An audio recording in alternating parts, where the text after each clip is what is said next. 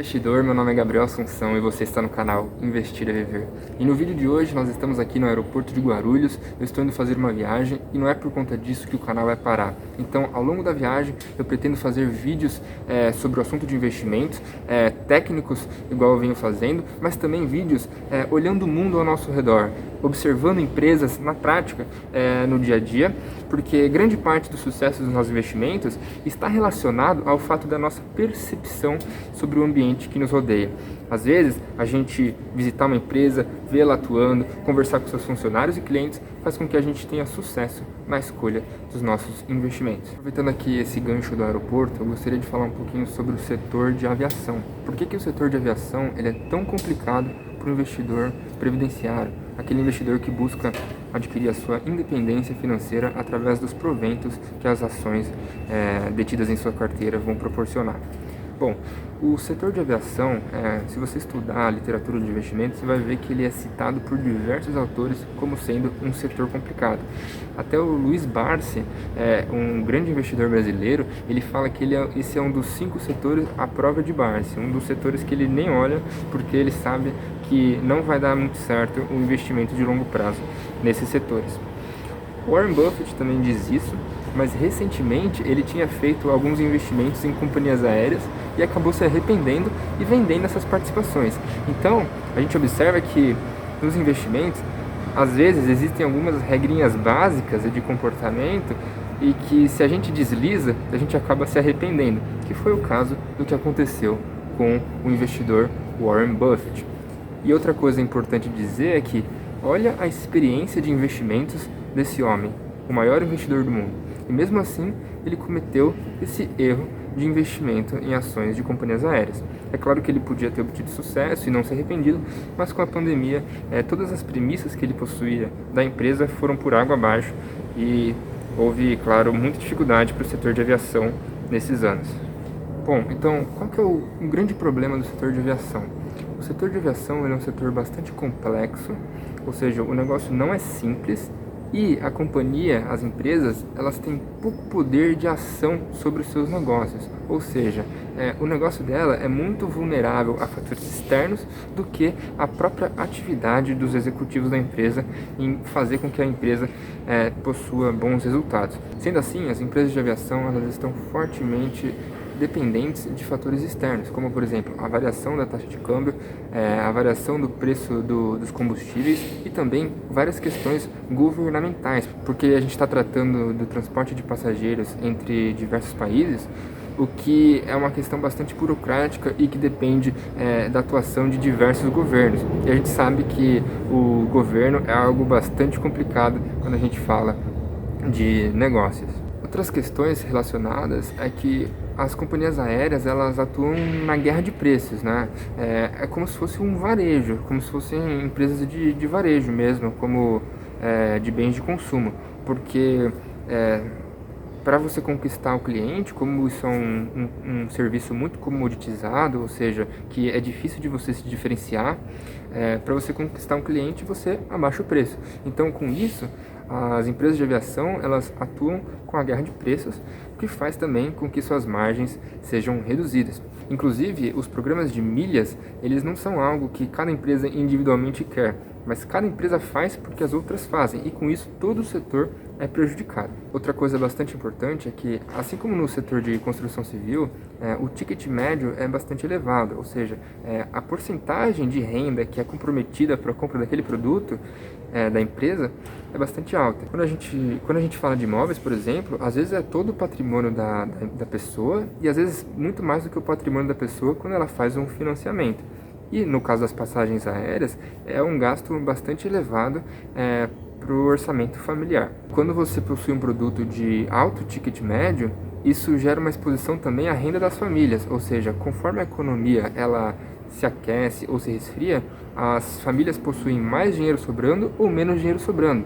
E a aviação, para algumas pessoas, é tida como supérflua. Então, as pessoas tendo menos renda vão voar menos, o que faz também com que os retornos das empresas de aviação sejam menores.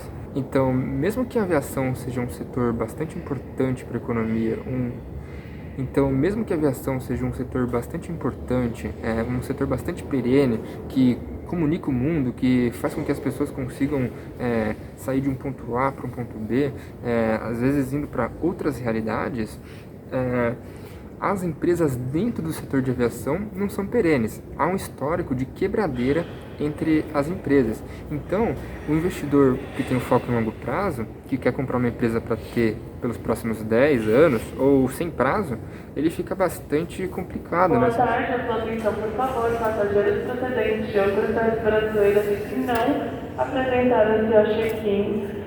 Então, retomando após essa interrupção, falando sobre o investidor que tem um foco no longo prazo, que almeja receber dividendos dos seus investimentos, ele não consegue comprar uma empresa de aviação, porque ele não sabe se a empresa vai existir daqui a 10 anos. Então fica bastante complicado ele conseguir fazer essa compra.